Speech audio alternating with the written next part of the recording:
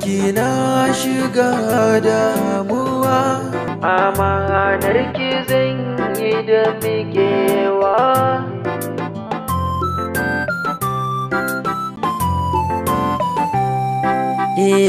Da yunwar jiki na zanji koko da kishi na ruwa, ga maraici guna babu ba sannan babu uwa. Yaya na shi ya zammin na komai na rayuwa, shi ke ban abinci in na ci yunwa har da ruwa. Kina musu saboda wannan dalilin ne yasa kika fita kika ji har gidan sanaji. Yanzu ban raba ki da wannan yaron ba. Na yi duk iya bakin kokari na ko da yaushe ina faɗa miki ba na so in ƙara ganin ki da yaron nan.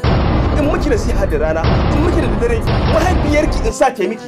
Ashe duk abin da nake a banza nake ko? Inna lillahi wa inna ilaihi raji'un. Yariyan nan wallahi sai naki dinafin ɗinta. Dinafin ba? Sai naki dinafin ɗinta ba ruwanka. Ke ta rayuwar da a cikin wannan wuni.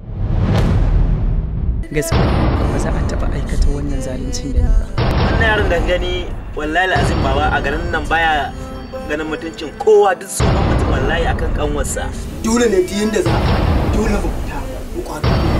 Gaskiya ni ma ban goyi bayan ta je wurin nan. Yanzu ne wasan zai fara.